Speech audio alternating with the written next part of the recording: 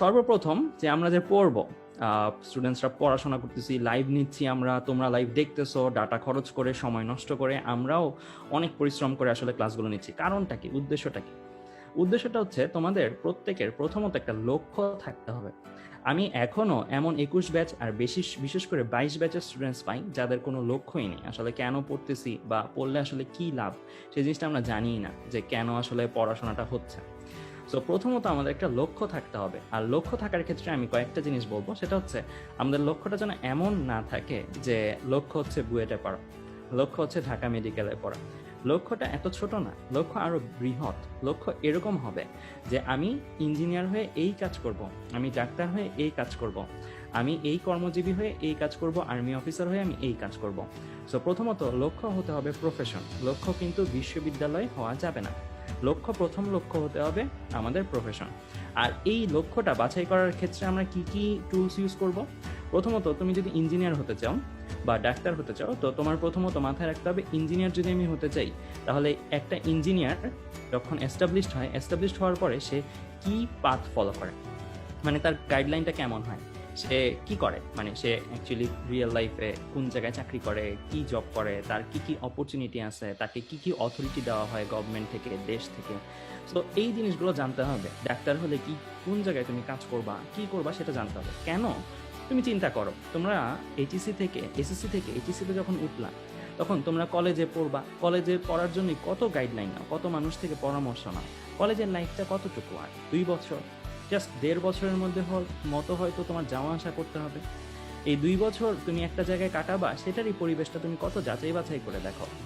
But তুমি যে পাশ করার পর ইঞ্জিনিয়ার হবা না ডাক্তার হবা, চিন্তা করো, তুমি স্টুডেন্ট লাইফটা যত বছর কাটালা তার চেয়ে কিন্তু তোমার কর্মক্ষেত্রের জীবনটা আরও অনেক বড়। তুমি একটা স্টুডেন্টস লাইফ কাটালা হয়তো 20 বছর বা 22 বছর, বাট কর্মক্ষেত্রে কিন্তু তোমার অ্যাকচুয়ালি কী করতে হবে, তোমার প্রায় 26, 30, 35, কারো ক্ষেত্রে 40 বছর পর্যন্ত অ্যাকচুয়ালি তোমার একটা জায়গায় কাজ করতে হবে, একটা ফিল্ডে কাজ করতে হবে।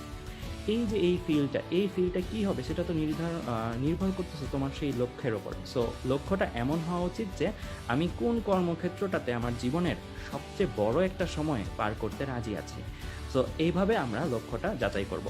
তো লক্ষ্য যখন আমার যাচাই করা হয়ে গেল, হ্যাঁ আমি ইঞ্জিনিয়ার হব বা হ্যাঁ আমি ডাক্তার হব, তারপরে কাজটা খুব সহজ। কেন? কারণ তুমি যখন লক্ষ্য পেয়ে গেলে তখন কিন্তু তুমি জানো যে ডাক্তার হতে হলে, ডাক্তারি পড়ার জন্য বাংলাদেশের বেস্ট ইনস্টিটিউশন কোনটা, ইঞ্জিনিয়ারিং পড়ার জন্য বাংলাদেশের বেস্ট ইনস্টিটিউশন কোনটা। তারপরে তোমার টার্গেট হবে, হ্যাঁ আমি ইঞ্জিনিয়ার হতে চাই, আর ইঞ্জিনিয়ার ভালো হতে হলে আমার এই ইউনিভার্সিটিতে পড়া উচিত।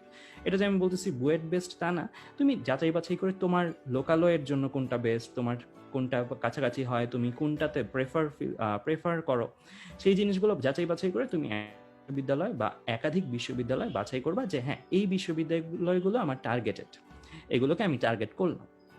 তারপরে তুমি ধরো বুয়েট টার্গেট করলে বা ঢাকা মেডিকেল টার্গেট করলে, এরপরে তোমার ধাপটা হবে এরকম, লক্ষ্য নির্ধারণ করলা কি হতে চাও, ওই লক্ষ্যের বেস্ট কোনটা সেটা যাচাই বাছাই করলা, কয়েকটা টার্গেটেড ইউনিভার্সিটি সেট করলা। তারপরে তুমি সেট করবা কি ওগুলোতে চান্স পেতে হলে কি কি করতে হয়, মানে আমার কি গ্রেড পেতে হবে এইচএসসিতে, কি গ্রেড পেলে কি সুবিধা পাবো, কি গ্রেড হারালে কি মার্কস কাটা যাবে, সেই জিনিসগুলো জেনে নিতে হবে। আর জেনে নিতে হবে যে সেখানে ভর্তির প্রস্তুতিটা কীরকম হয়, কিভাবে করতে হয়।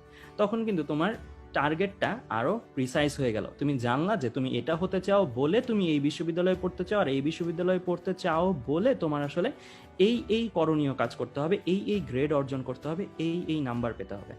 সো এই গ্রেড বা নাম্বার পেতে হলে তোমার অ্যাকচুয়ালি কি লেভেলের পরিশ্রম করতে হবে, সেই জিনিসটা তোমার যারা অভিজ্ঞ আছে তাদের থেকে পরামর্শ নিতে হবে। যারা 1 বছর আগে ভালো জায়গায় চান্স পেয়েছে, 2 বছর আগে ভালো জায়গায় চান্স পেয়েছে, আমরা যারা আছি, যারা পড়াচ্ছি, তাদের প্রত্যেকের আসলে আলাদা আলাদা করে পরামর্শ নিতে হবে, তাদের কথাবার্তা শুনতে হবে যে তারা আসলে কি সাজেস্ট করতেছে। যেহেতু তারা ওই পথটা দিয়ে হেঁটে গেছে, সো তারা বলতে পারবে যে এই জিনিসটা করার কারণে আমি চান্স পেয়েছি, এই জিনিসটা করা আমার জন্য ভালো ছিল। তো আমরা লক্ষ্য পেয়ে গেলাম যে কি কি টার্গেট, কি কি রিকোয়ারমেন্ট, সেই জিনিসগুলো জেনে গেলাম। তারপরে আমরা কয়েকজন অভিজ্ঞের পরামর্শ নিলাম। সেই পরামর্শগুলোই কিন্তু আজকের লাইভ ক্লাসে আজকের যে লাইভ শোটা হচ্ছে, এই লাইভ শোতে আমরা দিব। যেমন আমি ছোট করে যদি বলি, ইঞ্জিনিয়ারিং তোমার টার্গেট হয়ে গেল, তুমি বুয়েটে পড়তে চাচ্ছ। তারপরে তোমার অ্যাকচুয়ালি টার্গেটটা কীরকম হবে, বুয়েটে পড়ার জন্য তোমার কি কি করতে হয়, কি কি দক্ষতা অর্জন করতে হবে।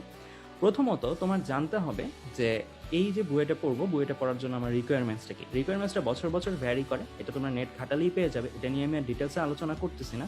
এটা ছোট্ট করে যদি বলি, তোমার ফিজিক্স, কেমিস্ট্রি, ম্যাথ এগুলোতে মোটামুটি ধরে রাখো 85% প্লাস মার্কস তোমার অ্যাচিভ করতে হবে। ফিজিক্স, কেমিস্ট্রি, ম্যাথ এগুলোর 2 পেপারে 85% প্লাস মার্কস অর্জন করতে হবে।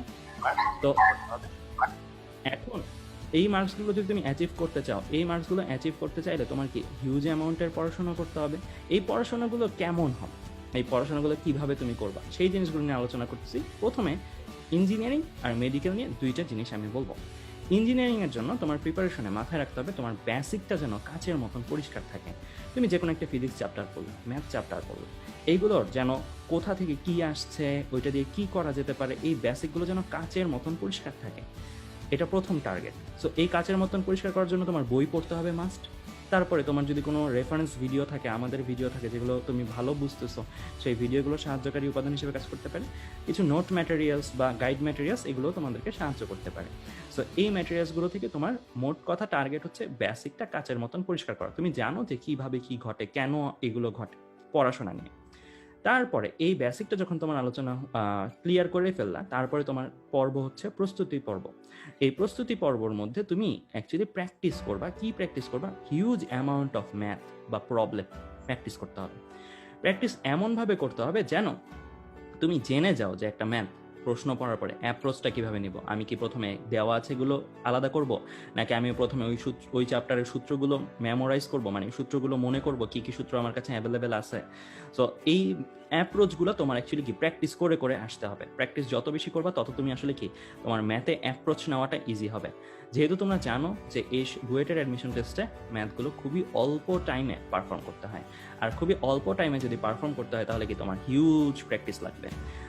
তাহলে দুইটা কথা বললাম, বেসিক কাচের মতন পরিষ্কার, দ্বিতীয়ত প্র্যাকটিসের জন্য সাহায্যকারী টুল হিসেবে বইয়ের শেষের প্রবলেমগুলো হতে পারে, আমাদের টেস্ট পেপারের প্রবলেমগুলো হতে পারে, ইঞ্জিনিয়ারিং কোশ্চেন ব্যাংক হতে পারে। তিনটাই কিন্তু করতে হবে, আমি বলছি না একটা করলে আরেকটা করবা না, তিনটাই ধাপে ধাপে করতে হবে। প্রথম ধাপ বইয়ের প্র্যাকটিস প্রবলেমগুলো করা, দ্বিতীয় ধাপ টেস্ট পেপার সলভ করা বিগত সালে বোর্ডে যা যা এসেছে, তৃতীয় ধাপ ইঞ্জিনিয়ারিং কোশ্চেন ব্যাংকগুলো প্র্যাকটিস করা।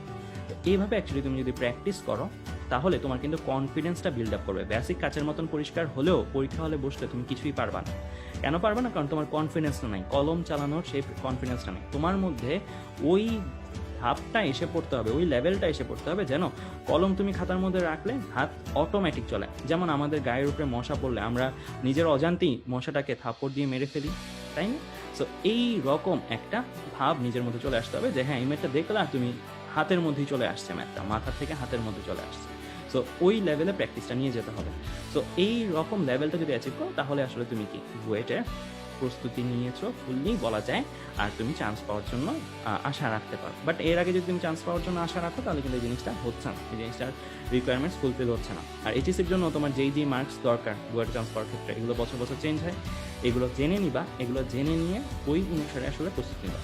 আর মেডিকেলের জন্য প্রস্তুতিটা আমি যতটুকু জানি এরকম হতে হবে যে তোমার জ্ঞানমূলক জিনিসগুলো যেগুলো তোমার নলেজ বেসড, এই নলেজ বেসড যে জিনিসগুলো আছে এই জিনিসগুলো ভালোভাবে অ্যাট এ টাইম আয়ত্তে থাকতে হবে। মানে এমন না যে তুমি একটু মনে করে একটু সময় দিলে পারবো, এরকম না, একদম বলার সাথে সাথেই যেন মুখে চলে আসে এরকমভাবে নলেজ বেসড জিনিসগুলো তোমার মাথায় থাকতে হবে। এর জন্য তোমার হিউজ পরিমাণে পড়াশোনা করতে হবে। সো প্রচুর পড়াশোনা আসলে আমরা তাহলে কেন করছি? কারণটা হচ্ছে আমি আমার লক্ষ্যে পৌঁছাতে চাই। লক্ষ্য হচ্ছে আমি একটা কর্মক্ষেত্র, জীবনে বড় একটা সময় 35 থেকে 40 বছর একটা সময় যেই কর্মক্ষেত্রে কাজ করব সেইটার জন্যই আমরা আসলে এখনকার পড়াশোনাগুলো করতেছি।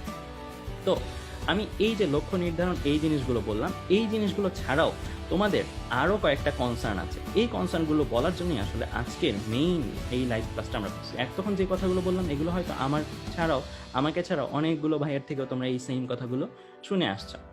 এখন আমরা আসবো যে এই লক্ষ্যে পৌঁছাবো, বুঝলাম ভাইয়া বেসিক ক্লিয়ার করব, বুঝলাম। এখন লক্ষ্যে পৌঁছানো বা বেসিক ক্লিয়ার করার জন্য আসলে আমার কিভাবে কাজ করতে হবে? প্রথমত তোমার এর জন্য যেটা লাগবে সেটা হচ্ছে একটা রুটিন ওয়াইজ অ্যাপ্রোচ। একটা রুটিন সবারই লাগবে, এমন না যে এক রুটিন সবাই ফলো করবে, প্রত্যেকের জন্য আলাদা রুটিন হতে পারে, বাট প্রত্যেকেরই এক একটা রুটিন লাগবেই। এই রুটিনটা কিভাবে করবা? এই রুটিনটা করার জন্য তোমাদেরকে আমি সাজেস্ট করব যে তোমরা ব্যাকওয়ার্ড রুটিন বানাও। ব্যাকওয়ার্ড রুটিন কি? ব্যাকওয়ার্ড রুটিনটা হচ্ছে তোমার অ্যাপ্রোচটা হবে এরকম যে তুমি ধরো সাপোজ মে এর 1 তারিখ 2021-এর মে এর 1 তারিখ তুমি তোমার সিলেবাসটা শেষ করতে চাও, তো মে এর 1 তারিখটা তোমার হচ্ছে লাস্ট লাইন। এই লাস্ট লাইন থেকে তুমি সামনের দিকে আগাও, পেছনের দিকে আগাও, মানে তুমি 2021 মে এর 1-এ সব সিলেবাস শেষ করতে চাও, ওই দিনটার মধ্যে যাওয়ার পরে টাইম মেশিন দিয়ে যদি ওই দিনটাতে যাই, তাহলে ওই দিনটার মধ্যে যেই তোমাকে পাবো সেই তোমার মধ্যে আসলে প্রত্যেকটা চ্যাপ্টার শেষ, বেসিক কাচের মতন ক্লিয়ার, প্র্যাকটিস সবকিছু করা শেষ।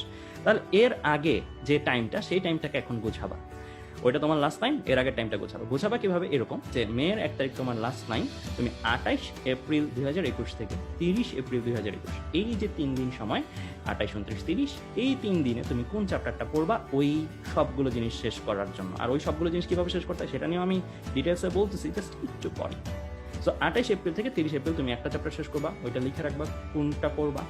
26 এপ্রিল থেকে বা 25 এপ্রিল থেকে 28 এপ্রিল পর্যন্ত, 27 এপ্রিল পর্যন্ত আরেকটা পড়বা, সেটা লিখে রাখবা। এরকম প্রত্যেকটা চ্যাপ্টারের জন্য তুমি এক একটা ডেডিকেটেড ডেজ রাখবা। এই ডেডিকেটেড ডেজ যখন তুমি রাখতে যাবা, তখনই তোমার আসলে মাথায় টনক টান উঠবে। কেন টনক টান উঠবে? কারণ আমি নিজে তোমাদের জন্য 2021 সালে রুটিনটা বানিয়েছিলাম। তো বানানোর সময় আমি যে জিনিসটা খেয়াল করলাম সেটা হচ্ছে, আমরা যখন এই ব্যাকওয়ার্ড প্রসেসে রুটিনটা বানাচ্ছি, তখন দেখলাম যে ফিজিক্স, কেমিস্ট্রি, ম্যাথ, বায়োলজি, হ্যাঁ, এই 4টা পেপার, 4টা সাবজেক্ট তো মেইন বলতে গেলে এইচএস লেভেলে, এছাড়াও তো বাংলা, ইংরেজি, আইসিটি আছে, সেগুলোও তো পড়তে হবে। ওই 4টা সাবজেক্টের জন্যই যে ফিজিক্স, কেমিস্ট্রি, ম্যাথ, বায়োলজির জন্য যখন রুটিন বানালাম, প্রত্যেকটাতে 2টা পত্র করে আছে, তখন রুটিন বানাতে যেয়ে যেটা দেখলাম সেটা হচ্ছে, প্রত্যেকটা চ্যাপ্টারকে প্রথমে আমি 3 দিন করে দিয়েছিলাম। 3 দিন করে দিয়ে দেখলাম যে এটা আটানো যায় না। ওই যে আমি টার্গেটটা ওই দিনের মধ্যে ওদের সবাইকে এই লেভেলটাতে আনতে চাই, আমি মাঝখানের দিনটার মধ্যে ওই প্রত্যেকটা চ্যাপ্টারকে 3 দিন করে সময় দিয়েছি, আটানো যায় না। কেন? কারণ সময়টাই নাই। আমি প্রত্যেকটা চ্যাপ্টারকে যদি 3 দিন করে সময় দেবো, সেই সময়টা নেই। তুমি খেয়াল করে দেখো, তুমি যদি 75টা চ্যাপ্টারকে 3 দিন করে দাও, তো তোমার সময় লাগতেছে আনুমানিক কত? 75 গুণ 3 মানে 225। তো তুমি চিন্তা করে দেখো, এখন থেকে 225 দিন দিলে তুমি কোন বছরের কোন মাসে চলে যাবে? তো অনেকটা সময় লাগে। সো আমাদের তারপরে বাধ্য হয়ে কি করতেছে, কয়েকটা চ্যাপ্টারকে 2 দিন দিতে হয়েছে, কয়েকটা চ্যাপ্টারকে 1 দিন দিতে হয়েছে, আবার কয়েকটা চ্যাপ্টার কিন্তু 3 দিনে হয় না। বড় বড় চ্যাপ্টার আছে, অর্গানিক কেমিস্ট্রির মতন বড় বড় চ্যাপ্টার, সেগুলোকে 10 দিন দিতে হয়েছে। সো কয়েকটাতে বাড়াই, কয়েকটাতে কমাই দিতে হয়েছে। তখন তোমার টনকটা নড়বে যে আল্লাহ, আমি যদি 3 দিন করেও একটা চ্যাপ্টার শেষ করি, তাও কিন্তু আমার পড়াটা শেষ হচ্ছে না। এখন তোমরা চিন্তা করে দেখো, তোমরা কি 3 দিনের মধ্যে চ্যাপ্টারগুলো শেষ করো? মানে তোমাদেরকে 3 দিনের মধ্যে একটা চ্যাপ্টার শেষ হয়? আমি এখানে বলতে পারি যে আমার লাইভে যারা করতেছো, তাদের সবারই 3 দিনের মধ্যে একটা চ্যাপ্টার শেষ কারোই হয় না বলতে গেলে। খুব কম সংখ্যক মানুষই আছে 3 দিনের মধ্যে ওই সকল জিনিসগুলো মেনটেন করে, কাচের মতন বেসিক পরিষ্কার, প্র্যাকটিস অনেক বেশি, মানে হাতে চলে আসছে ম্যাথ, এই লেভেলের প্র্যাকটিসটা 3 দিনের মধ্যে কেউই করো না। অথচ এইটা করতে হবে, কিন্তু এটা না করার ছাড়া উপায় নাই।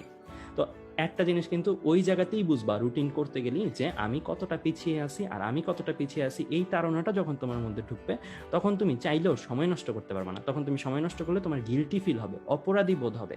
এখন তুমি সময় নষ্ট করতেছো, বুঝতেছো না তুমি অপরাধ করতেছো, বাট তখন তুমি সময় নষ্ট করলে তোমার কাছে অপরাধী লাগবে, যে আমার লক্ষ্য আছে বড়, বাট আমার পরিশ্রম নাই সেই পরিমাণে। সো তখন তোমার কাছে গিলটি লাগবে যে আমি কেন এত বড় লক্ষ্য করে আছি, যে জায়গায় আমি এফোর্টসে দিচ্ছি না, আমার রুটিন অনুসারে আমি টার্গেটই সেট করতে পারতেছি না। তো আমার এটা গেল প্রথম কথা, যে আমাদের লক্ষ্য নির্ধারণ করার পরে আমরা যখন টাস্কে নামবো, মানে কাজটা কমপ্লিট করতে নামবো, তখন আমাদের একটা গোছানো কি লাগবে, রুটিন লাগবে। আচ্ছা, এরপরে আমরা যদি আসি যে একটা ঘটনার মধ্যে, দেখো সাপোজ তুমি একটা দৌড় প্রতিযোগিতায় আছে, ধরো সাপোজ তোমাদের একটা দৌড় প্রতিযোগিতা আমি আয়োজন করলাম, যে অপার স্টুডেন্টস গ্রুপে যারা আছে তাদেরকে নিয়ে একটা দৌড় প্রতিযোগিতা হবে। এই দৌড় প্রতিযোগিতা একটা বড় মাঠে আমরা আয়োজন করতেছি, বাঁশি বাজিয়ে দিলাম, দৌড় প্রতিযোগিতা শুরু হয়ে গেল। এখন তুমি ধরো এই দৌড় প্রতিযোগিতায় জিতলে তুমি কি পাবা? তোমার সামনের 30-35 বছর জীবন, এই 30-35 বছর জীবনে তুমি তোমার কাঙ্ক্ষিত জীবনটা পাবা। কাঙ্ক্ষিত জীবন আর জীবন দুটোর মধ্যে তফাৎ আছে। সো তুমি তোমার কাঙ্ক্ষিত জীবনটা পাবা ওই রেসটাতে জিতলে। তো এখন তুমি যে ওই রেসটা শুরু হয়ে গেল, তুমি কি ওই রেসটার মধ্যে একটু দৌড়ায় থেমে থাকবা, চা খাবা, ঘুমাবা? রেসটার মধ্যে তোমার বন্ধুরা দৌড়াচ্ছে, তুমি ঘুমাবা? এটা তো কখনোই করবা না। তো এই জিনিসটা কখনোই কিন্তু তোমরা করবা না, বাট এই জিনিসটাই কিন্তু করতেছো, প্যাসিভলি করতেছো। তোমরা এখন দেখতেছো না যে রেসটা শুরু হয়ে গেছে, তোমরা এখন দেখতেছো না যে তোমাদের মধ্যেই বন্ধুদের কেউ চান্স পাবে, কেউ চান্স পাবে না। বাট তোমাদেরকে নিয়েই যদি আমি একটা স্পেসশিপে নিয়ে, ধরো সাপোজ টাইম ট্রাভেল করাই, তোমাদেরকে যদি আমি 2022 সালের স্টুডেন্টসদেরকে 2022 সালে নিয়ে যেতে পারি, 2021 সালের স্টুডেন্টসকে 2021 সালের ডিসেম্বরে নিয়ে যেতে পারি, তখন কিন্তু তোমরাই বলবা যে ওই সময়টার মধ্যে যে যখন দেখবা যে তুমি চান্স পাওনি, তুমি একটা রুমের মধ্যে আটকানো, রুমের মধ্যে বসে আসো, আর তোমার বন্ধুরা চান্স পেয়ে বিভিন্ন জায়গায় ঘুরে বেড়াচ্ছে, ট্যুর দিচ্ছে, তখন কিন্তু তোমার কাছে মনে হবে ইস আমি যদি আবার আগে এসে পরিশ্রমটা করতে পারি।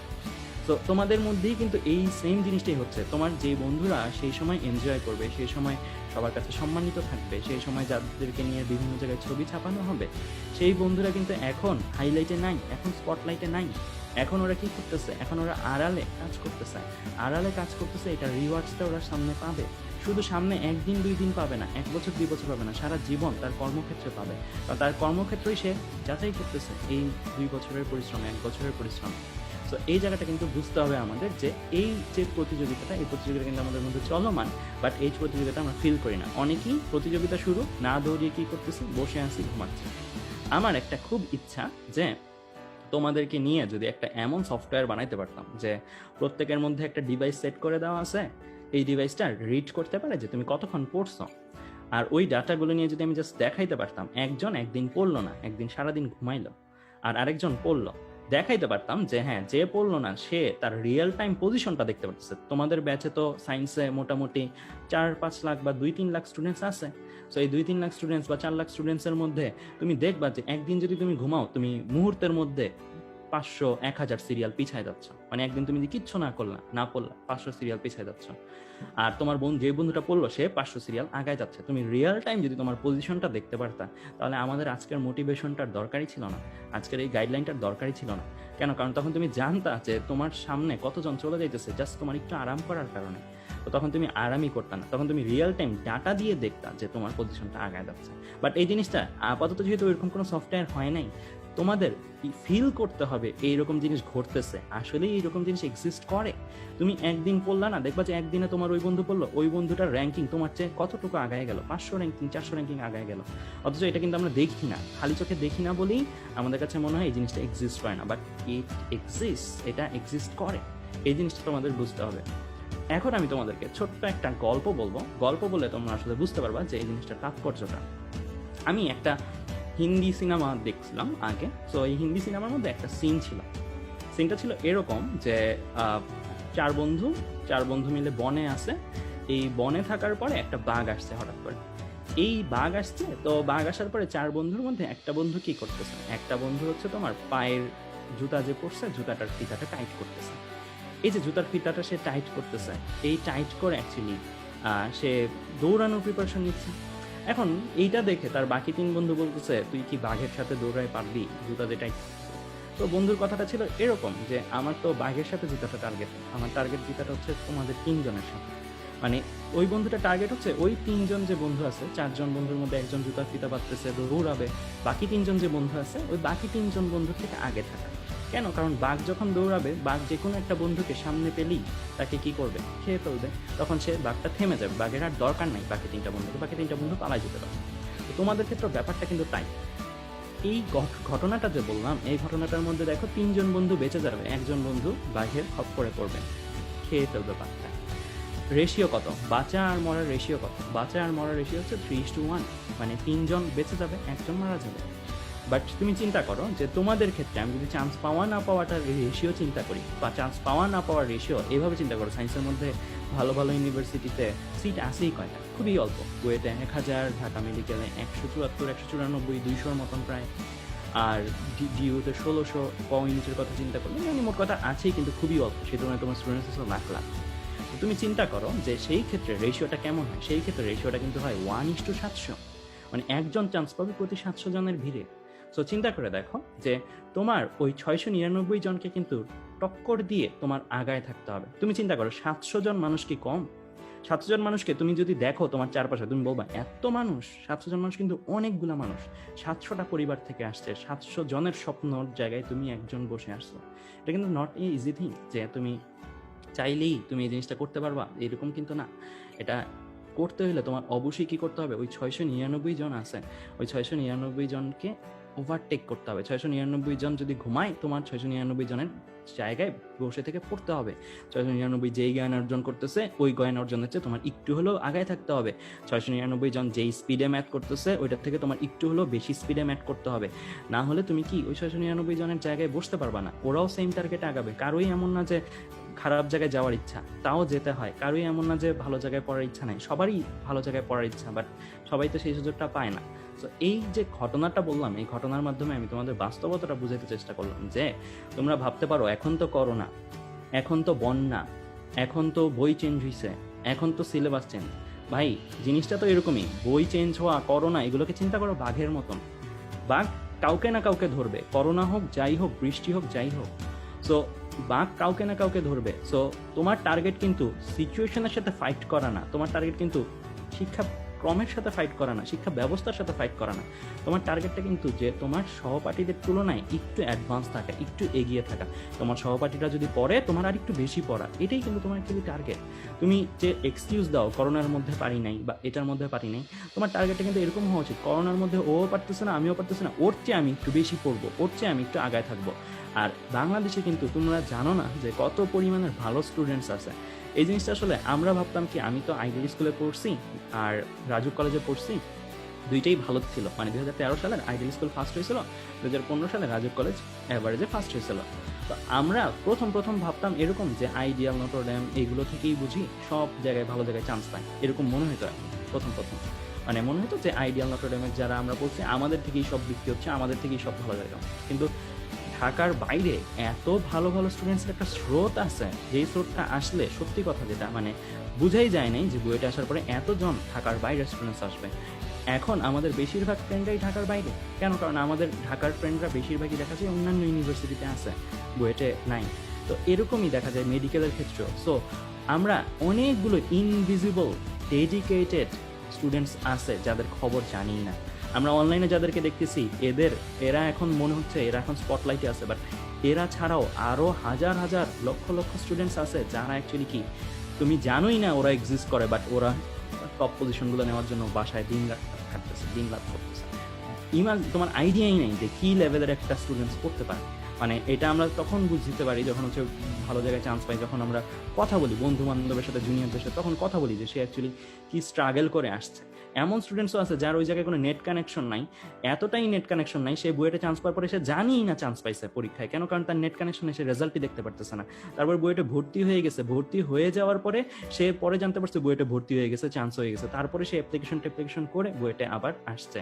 তো তাহলে চিন্তা করো ওই ছেলেটা কতটা দুর্গম জায়গায় আছে, বরগুনার একটা ওই দুর্গম জায়গা থেকে সে এই 2019 সালে সে এরকম করে চান্স পাইছে, আমার পরিচিত। তো আলটিমেটলি তুমি চিন্তা করো যে ওরা কি আমাদের টাচ পাচ্ছে, ওরা কি কোনো ভালো টিচারের টাচ পাচ্ছে না, বাট ওরা কি পরিশ্রমের কমতি রাখছে? পরিশ্রমের কমতি রাখলে কি চান্সটা পাইতো না। তো এরকম অনেক স্টুডেন্টস আছে, অনেক উদাহরণ আছে।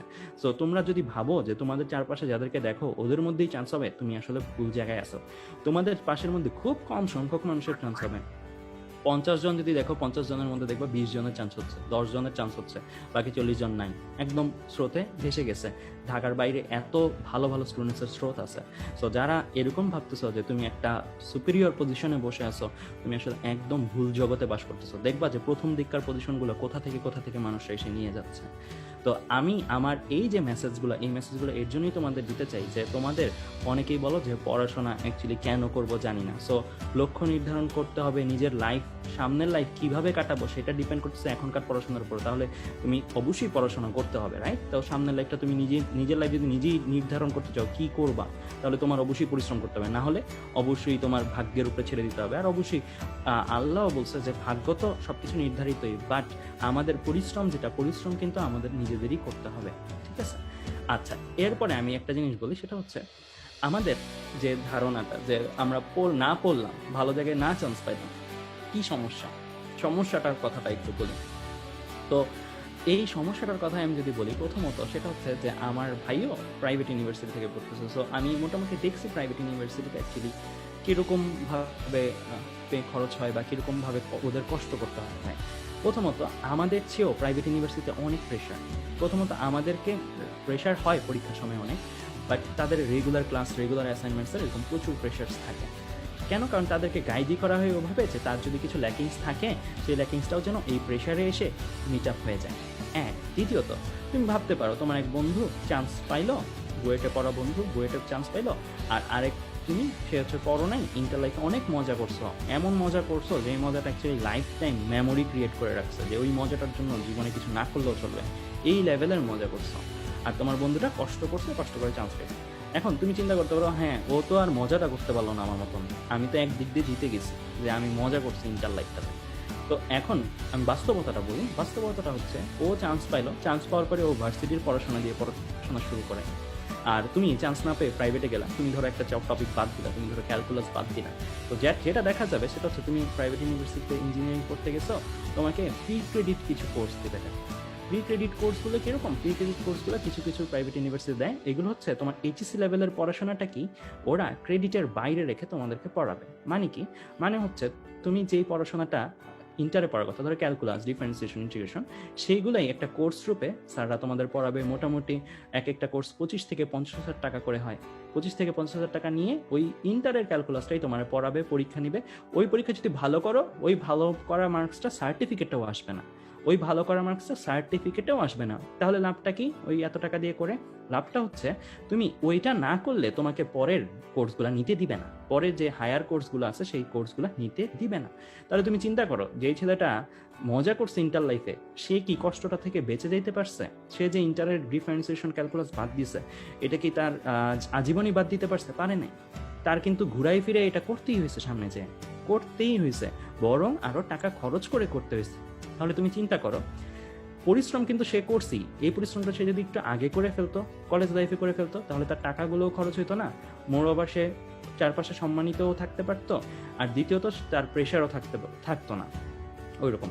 আর আরেকটা কম্পারিজন যদি দেখে, তাহলে তোমরা অ্যাকচুয়ালি বুঝে যাবা, একটা প্রাইভেট ইউনিভার্সিটিতে প্রায় একটা সেমিস্টারে, মানে প্রতি 4 মাসে তোমার খরচ হয় কত? খরচ হয় প্রায় 50,000 থেকে 80,000 পর্যন্ত খরচ হয় পার সেমিস্টার। খুবই কষ্ট করে ওই স্টুডেন্টসগুলো ম্যানেজ করে, বা ওই স্টুডেন্টসের বাবা মাগুলো ম্যানেজ করে, কষ্ট করে স্বাভাবিকভাবে। তুমি চিন্তা করো, 500 টাকার একটা বান্ডেল, 100 টাকার 2টা বান্ডেল, এগুলো ম্যানেজ করা যে কোনো ফ্যামিলির জন্যই টাফ হতে পারে, আর মধ্যবিত্ত ফ্যামিলি হলে তো কথাই নেই। আর সেই তুলনায় আমরা যে পড়তেছি, আমরা কতটা সুবিধা পাচ্ছি সেই জায়গায় চিন্তা করো যে আমরা কতটা সেদিক দিয়ে লাকি যে আমাদের প্রতি 6 মাসে কোনো খরচ তেমন বুয়েটে দিতে হয় না, বরং বুয়েট থেকেই প্রত্যেকে চান্স পাওয়া মাত্র একটা বৃত্তি পায়, কারিগরি বৃত্তি, 4,000 টাকা করে প্রত্যেক 6 মাসে। আর বুয়েটকে দিতে হয় কত 6 মাসে? 174 টাকা। যদি তুমি হলে না থাকো, জাস্ট তোমার 174 টাকা দিতে হবে, পরীক্ষার ফি পাবো। তাহলে তুমি চিন্তা করো যে আমাদের কতটা রিল্যাক্সে আমরা অ্যাকচুয়ালি পড়াশোনা করতে পারি, বা কতটা রিল্যাক্সে আমরা নতুন চিন্তা ভাবনা করতে পারি। আর তাদের কিন্তু প্রথমত প্রেশার কন্টিনিউয়াসলি, দ্বিতীয়ত তাদের কিন্তু অ্যাকচুয়ালি খরচও প্রচুর, ঠিক আছে? আর পাশ করার পরেও কিছু ঝামেলা থাকতে পারে। তো আমি বলতেছি না প্রাইভেটে পড়লে জিনিসটা খারাপ, প্রাইভেট থেকেও, বুয়েট থেকেও অনেক ভালো ভালো রেজাল্ট করা মানুষ, বুয়েট থেকেও অনেক ভালো ভালো পজিশনে যাওয়া মানুষ আছে। বাট তাদের থেকেও যদি তুমি মতামত নাও, যে প্রাইভেটে পড়েও বুয়েট থেকেও ভালো করতো, তার থেকেও যদি মতামত নাও, সে প্রচুর স্ট্রাগল করে বড় হয়েছে। মানে আমাদের এখান থেকে একজন মানুষের শাইন করাটা যতটুকু ইজি, আর প্রাইভেট থেকে শাইন করতে হলে তার কিন্তু অনেকগুলো জিনিসের সাথে ফাইট করতে হয়। যেমন ইকোনমিক্যাল একটা ফান্ডিং তার রাখতে হয়, তার পড়াশোনা করতে চাইলেও সে দেখা যাবে তার ফ্যামিলি যদি সাপোর্টিভ না হয়, ফ্যামিলিতে যদি সে সাপোর্টটা না পায়, তার নিজের ইনকাম করতে নামতে হবে। আর ইনকাম করার ক্ষেত্রেও সে টিউশনি করানো বা বিভিন্ন কিছু করানোতে সুযোগ সুবিধা কম পায়, মানে নর্মালি একটু কম রেটে তার পড়াতে হবে, বুয়েটের স্টুডেন্টদের মতন বেশি রেটে পড়াতে পারবে না। মানে মোট কথা তার ওভারঅল উঠার ওয়েটা একটু ডিফিকাল্ট হয়ে যাবে, টাফ হয়ে যাবে। সো এর জন্যই আমরা যেহেতু এখন সময় আছে, আমাদের এইচএসসি লেভেল স্টুডেন্টদের যেহেতু সময় আছে, তো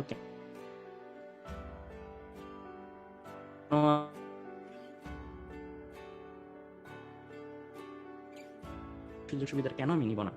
প্রত্যেকের মধ্যেই এই যোগ্যতাটা আছে, যদি পরিশ্রম থাকে এই যোগ্যতাটা প্রত্যেকের মধ্যেই আছে। জাস্ট আমাদের কি করতে হবে? কানেক্ট করতে হবে মেধার সাথে পরিশ্রমটাকে, তাহলেই কিন্তু আমরা আসলে ওই পজিশনগুলোতে যেতে পারবো। আমরা যে আরামে ভার্সিটি লাইফটা পার করা, প্লাস আমি বলবো যে বুয়েটে আসার পরে আমি সুন্দর একটা পরিবেশ পাইছি, আমি খুব ভালো ভালো সহপাঠী পাইছি, খুব মেধাবী, আমার চেয়েও অনেক মেধাবী সহপাঠী পাইছি, যাদের সাথে আমি যে কোনো একটা উদ্যোগ নিতে চাইলে, উদ্যোক্তা হইতে চাইলে তারা আমাকে প্রচুর সাপোর্ট করে, তাদের সাথে আমি অ্যাকচুয়ালি একসাথে কাজ করতে পারি, একসাথে প্ল্যান শেয়ার করতে পারি। সো এই সুযোগ সুবিধাগুলো আমরা কিন্তু পাচ্ছি কন্টিনিউয়াসলি। এছাড়াও একটা ভালো অ্যালামনাই বেস পাচ্ছি। ভালো অ্যালামনাই বেস বলতে আমরা যখন পাস করে বের হবো, তখন অনেক অ্যালামনাইরাই যারা বুয়েট থেকে বিগতবার পাস করে বেরোচ্ছে, তারা ভালো ভালো পজিশনে আছে। ওই ভালো ভালো পজিশনে থাকলে তারাও আমাদেরকে গাইড করে। সো এই যে এই জিনিসগুলো, এই বিষয় বিশ্ববিদ্যালয় থেকে হল জীবন পাওয়া, এই জিনিসগুলো পাওয়া, এগুলো কিন্তু অ্যাকচুয়ালি আনপ্যারালাল, মানে এগুলো কিন্তু আমি চাইলেই রিপ্লেস করতে পারি না। তো আমাদের এখানে হল সুবিধা আছে, অনেক কিছু আছে। সো এই যে জিনিসগুলো, এই জিনিসগুলো সবাই ডিজার্ভ করে, আমার কাছে মনে হয় পার্সোনালি একটা স্টুডেন্টস সবাই ডিজার্ভ করে। তো এই জিনিসগুলো তোমাদের যদি পেতে হয় তাহলে তোমাদের অবশ্যই ওই পরীক্ষাগুলোর মধ্য দিয়ে আসতে হবে। এখন তোমরা বলতে পারো যে সিট এত কম কেন, সবাইকে কেন সিট দেয় না? এটার ব্যাপারটা হচ্ছে এরকম, আমি বলি যে বুয়েটে যদি তুমি যদি এই অবস্থায়, এখন ধরো 21 ব্যাচের স্টুডেন্ট বা 20 ব্যাচের স্টুডেন্টস এই অবস্থায় আসো, এই অবস্থায় থাকার পরে তোমাকে সরাসরি বুয়েটে বসায় দিবে, যাও কালকে থেকে তুমি বুয়েটের স্টুডেন্ট, বুয়েটে যেয়ে ক্লাস করো, আমার রোল নাম্বারটা নিয়ে ক্লাস করো। তুমি ক্লাস করতে যেয়ে দেখবা, ফার্স্ট ইয়ার ক্লাস করতে যেয়ে দেখবা যে তুমি ক্লাসে কিছুই বুঝো না। কেন বুঝো না? কারণ বুয়েটে আসা পর্যন্ত বা ভালো জায়গায় আসা পর্যন্ত তোমার যেই পরিমাণে একটা স্ট্রাগল করতে হয়, যেই পরিমাণে একটা প্রেশার নিয়ে আসতে হয়, ওই প্রেশারটা নেওয়ার পরে তোমার মধ্যে একটা ক্যাপাসিটি গ্রো করে, অল্প সময়ে অনেক পড়ার একটা ক্যাপাসিটি গ্রো করে। তোমার একটা ক্যাপাসিটি গ্রো করে, একটা জিনিস স্যার 2-3 লাইন স্কিপ করে বললেও তুমি বুঝে যাও, কারণ তুমি মাথায় মাথায় অনেকগুলো ক্যালকুলেশন করে ফেলতে পারো। তো তোমাকে যদি পাঠায় দেয় এই ইউনিভার্সিটিগুলোতে, তুমি কী করবা? সার্ভাইভ করতে পারবা না। এটার একটা প্রকৃষ্ট উদাহরণ আমি দিই। আমাদের ব্যাচে প্রশ্ন অনেক আউট হয়েছিল 2015 সালে মেডিকেলে, তো অনেকে চান্স পাইছে প্রশ্ন নিয়ে। তো যারা যারা চান্স পাইছে তাদের মধ্যে বেশিরভাগই আমি দেখছি এরকম যে মেডিকেলে সেকেন্ডও হয়েছে আমাদের ব্যাচে, তো সে মেডিকেল লাইফ আর কন্টিনিউ করতে পারেনি। 1 বছর 2 বছর পরে সে ওখান থেকে বের হয়ে অন্য একটা প্রাইভেট ইউনিভার্সিটিতে ভর্তি হয়েছে। কেন?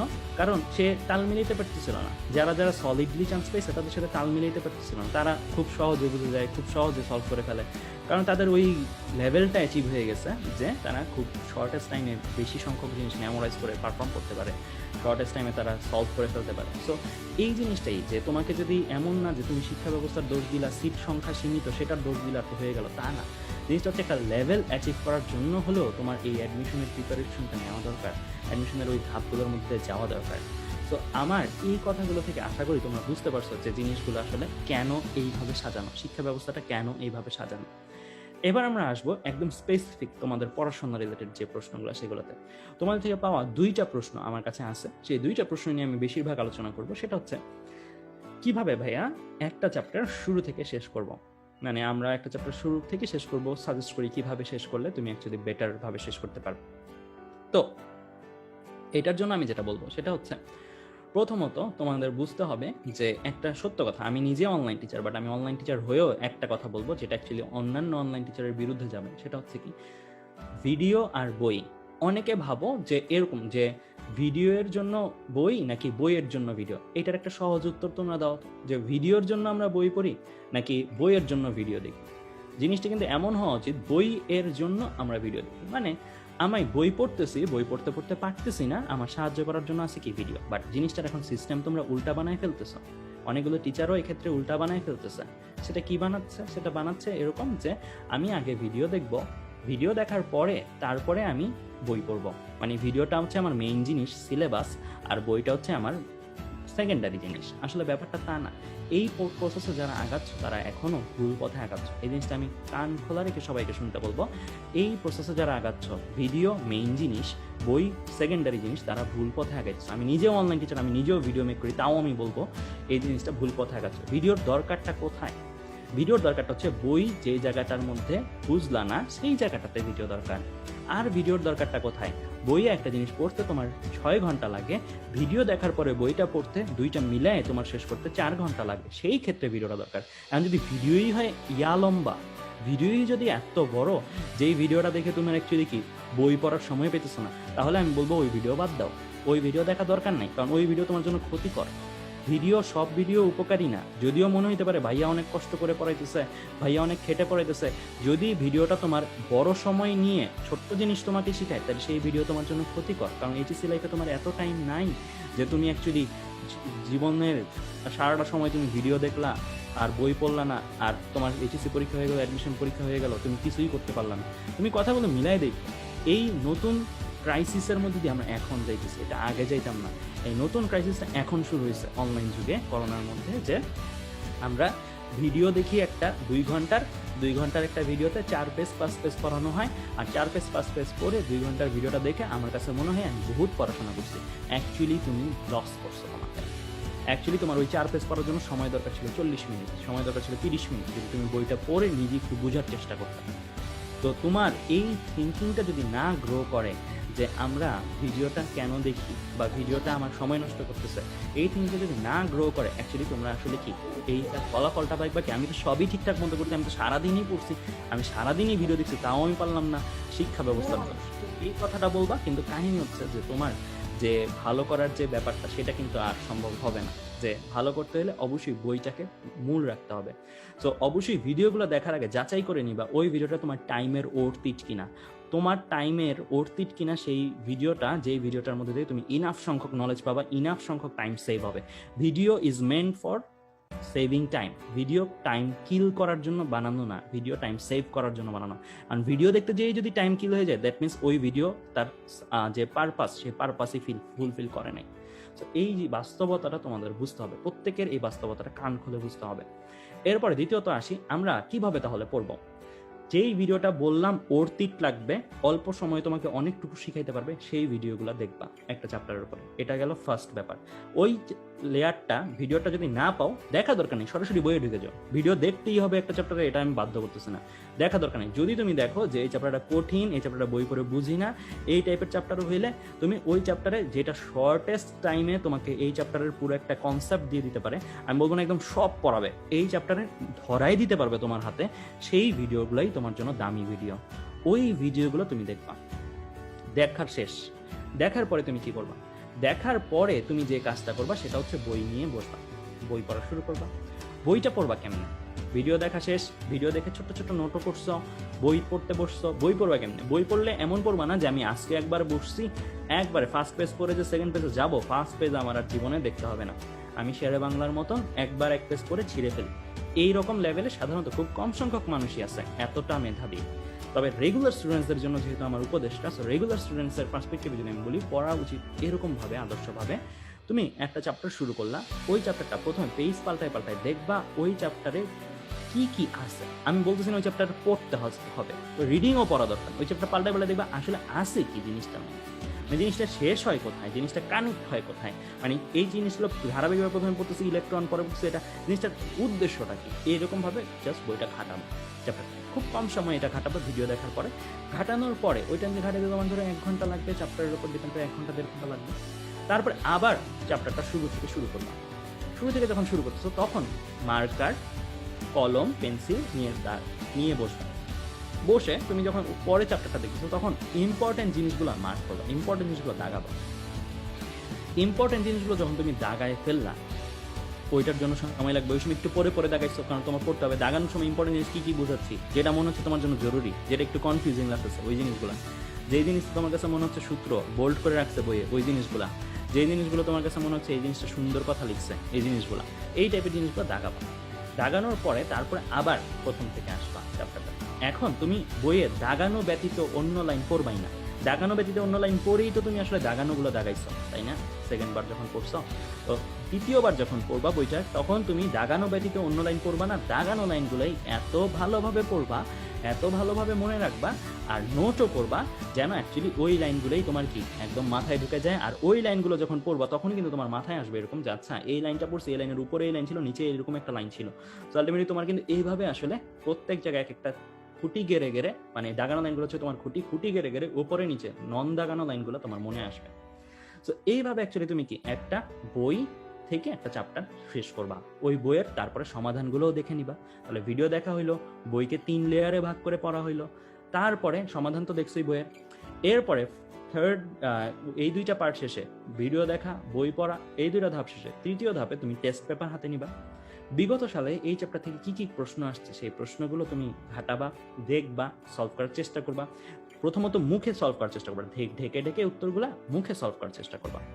মুখে যখন সলভ করতে না পারলা তখন তুমি সলভ দেখবা, আগেই সলভ দেখো না। তুমি কিন্তু এখন পড়ে ফেলছো, এখন তোমার করার পালা। তুমি কিন্তু চিন্তা করবে না যে টেস্ট পেপারটা তোমার পড়ার পালা, টেস্ট পেপার পড়ার পালা না, টেস্ট পেপার করার পালা।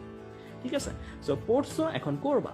এখন তুমি করতে যে তুমি পারলা, দেন তুমি পড়বা, দেন ওই পড়ার টাইমটা আসবে, করার পরে পড়া, করে পারলাম না দেন পড়বা। সো আমরা যদি পাইরে ফেলি নিজে, ফাইন। যদি নিজে না পারি দেন ওইটা আমরা পড়বো। যদি মনে হয় যে এই জায়গাটা একটু ট্রিক্স আছে, ম্যাথটাতে ট্রিকি আছে, দেন ট্রিকি থাকলে ওইটাকে দাগায় রাখবো, ওইটাকে খাতায় নোটও করে ফেলবো। দেন তোমার কি একটা নোট প্রিপেয়ার হয়ে গেল। এই হচ্ছে কি তোমার প্রিপারেশন, একটা চ্যাপ্টারের উপর complete preparation for HSC level. এই 3টা কাজ যদি করতে পারো, ভিডিও দেখা, বই পড়া আর টেস্ট পেপার করা। আমি বলছি ভিডিও দেখাটা ম্যান্ডেটরি না, ভিডিও না পাইলা দেখা দরকার নেই, ডিরেক্ট বই থেকে শুরু করা, ঠিক আছে? একটু কষ্ট হবে বাট বই থেকে শুরু করো যদি না পাও, আর পাইলে তো ভালো, টাইম শর্ট হয়ে যাবে। তো এই লেয়ারগুলো করার পর অ্যাকচুয়ালি তোমার কি তুমি বলতে পারো যে আমার এই চ্যাপ্টারটা শেষ। এর আগে তুমি যদি বলো তোমার চ্যাপ্টারটা শেষ, আসলে তুমি মিথ্যা কথা বলতেছো। ওই জিনিসগুলো করার পরে তুমি যদি বলো আমার চ্যাপ্টারটা শেষ, চ্যাপ্টারের নোটটা রেডি আছে, তারপরে তুমি বলার অধিকার রাখো তোমার চ্যাপ্টারটা শেষ।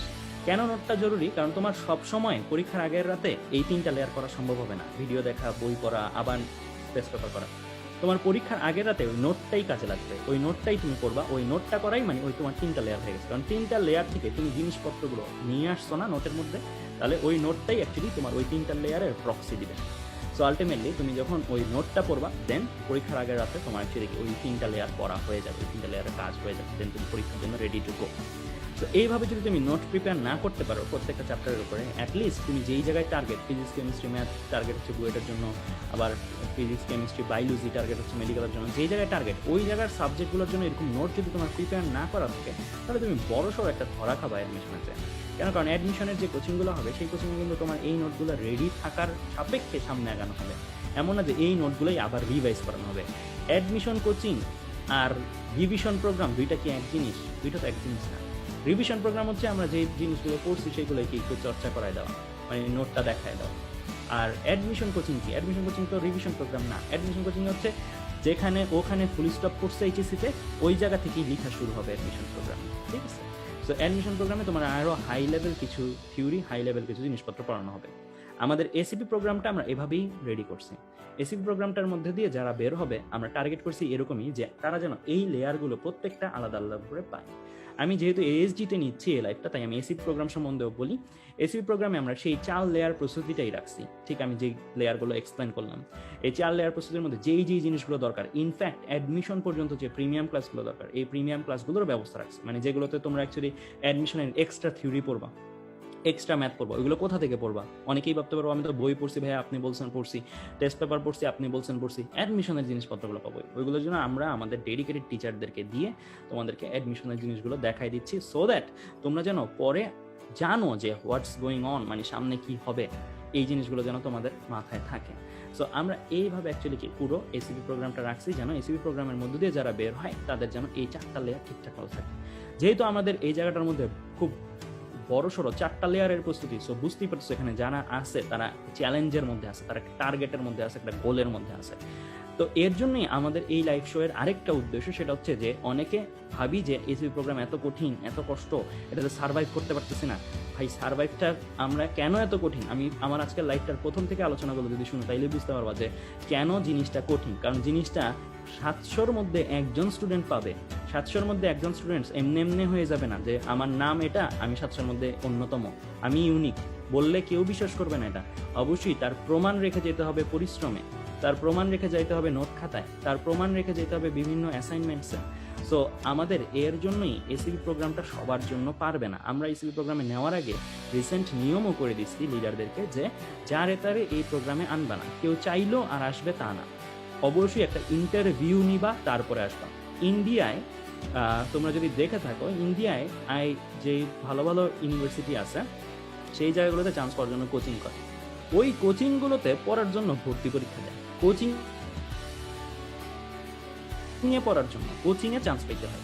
তো আমরাও চিন্তা করতেছি যে আমাদের এসিপি প্রোগ্রামে আমরা জিনিসগুলো এরকমভাবেই করবো, শুরুতে ইন্টারভিউ লেভেলে, যে আমরা এখান থেকে যাদের পড়াবো এরা চান্স পাবে, আমরা ওই অথরিটি নিয়ে, ওই রেসপন্সিবিলিটি নিয়েই মাঠে নামছি।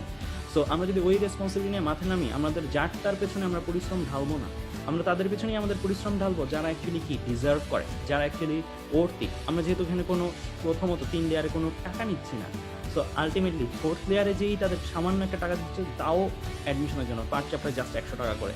তো আমরা এর জন্যই এই প্রস্তুতিটা এইভাবে নিচ্ছি। তো এখানে মাথায় রাখতে হবে আমাদের যে আমাদের যদি ওই মেন্টালিটি থাকে যে আমি আসলে এটা শেষ করতে পারবো, আমি চাই 600-700-র মধ্যে একজন হইতে, প্রতি 700 জনের মধ্যে আমার মার্কটা স্থাপন করতে, আমার নামটা আমি পাঠাইতে, বিশ্ববিদ্যালয়গুলোতে আমি একটা সিট ম্যানেজ করতে, তাহলেই যেন আমরা অ্যাকচুয়ালি কি এসিপি প্রোগ্রামে জয়েন করি।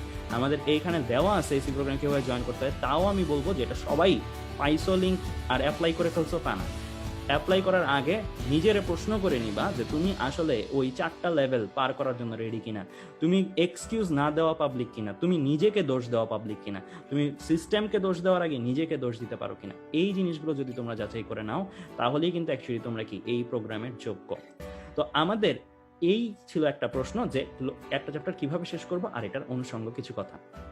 এখন লাইভ ক্লাসের আরেকটা প্রশ্ন আমি পাচ্ছি, এরকম প্রশ্ন, সেটা হচ্ছে যে আমাদের এতগুলো লাইভ ক্লাস, আমি লাইভ ক্লাসের সময় মেনটেন করতে পারি না। এটার উত্তর কিন্তু তোমাদের প্যাসিভলি পেয়ে যাওয়ার কথা, আমার এতক্ষণকার কথাবার্তার মধ্যে কিন্তু পেয়ে যাওয়ার কথা। আমি বলছি যে ভিডিওর উদ্দেশ্য কি? ভিডিওর উদ্দেশ্য হচ্ছে বইয়ের পড়াকে সহজ বানানো, বইয়ের পড়াকে কম সময়ে আয়ত্ত করায় দেওয়া। এখন যদি বই থেকে ওইটা পড়তে আমার ভিডিও দেখে পড়ার চেয়ে কম সময় লাগে তাহলে ভিডিওর প্রয়োজনই নেই, ভিডিও তো দরকারই নেই যাওয়ার। যদি তুমি বই থেকেই এর চেয়ে দ্রুত শেষ করতে পারো সো বই ভালো। তো এটাই আমি বললাম, যারা এই প্রশ্ন করতেছো লাইভ ক্লাস করে আমি আর সময় পাচ্ছি না, তারা অ্যাকচুয়ালি কি করতেছো? তারা অ্যাকচুয়ালি জানতেছোই না পড়া কি। পড়া আসলে বই পড়া, পড়া আসলে ভিডিও দেখা না, ঠিক আছে? সো ভিডিওটা হচ্ছে বইয়ের সহায়ক। বারবার বলি, আমি নিজে অনলাইনে আমার প্রায় 300+ ভিডিও হয়ে গেছে, তাও আমি এই কথাটা বলি আমার ভিডিওগুলোকে প্রমোট না করে, যে আগে বই পড়ে না বুঝলা দেন আমার ভিডিওতে আসো, দেন আমার এই টপিকগুলোতে আসো, ঠিক আছে? আর যদি দেখো যে আমার ভিডিওতে খুব কম সময় পড়া হয়ে যাচ্ছে, দেন আমার ভিডিওটা দিয়ে আগে শুরু করো, দেন বই পড়ো, তাহলে বইটা পড়তে কম সময় লাগবে। আমি বলতেছি না ভিডিও দেখলে আর বই লাগবে না। আমার খুবই সিলি কোশ্চেন লাগে এই জিনিসগুলো, যে ভাই আপনার ভিডিও দেখলে কি সব কভার হবে? আরে ভাই ভিডিও দেখলে সব কভার হবে কেন? বই কিসের জন্য আছে? আমি কি এখানে বোর্ডের বই লিখতেছি নাকি? বইটার উদ্দেশ্য হচ্ছে সব কভার করা, আর ভিডিওর উদ্দেশ্য হচ্ছে বইটারে সহজ করা, বইটারে কম সময় পড়ানো। সো লাইভ ক্লাস দেখে যারা সময় পাইতেছো না তারা অবশ্যই মাথায় রাখবা যে live class is not part of study. Live class একটা সহায়ক, এটা একটা সহায়ক। সো তোমার লাইভ ক্লাসটাকে এমনভাবে চিন্তা করতে হবে লাইভ ক্লাসটা কোনো পড়ার সময়ের অন্তর্ভুক্ত না।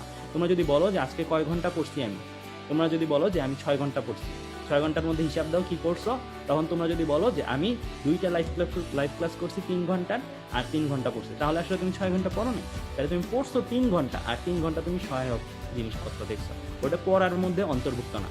আর প্রত্যেকটা স্টুডেন্টসের অবশ্যই এখন আমি মনে করি 4 থেকে 6 ঘন্টা অবশ্যই একদম ইফেক্টিভলি নিজের পড়ার সময় রাখতে হবে। আমি বলতেছি না এটা স্যারদের বাসায় পড়া, ব্যাচে পড়া, এগুলো নিজের পড়ার সময় 4 থেকে 6 ঘন্টা রাখতে হবে।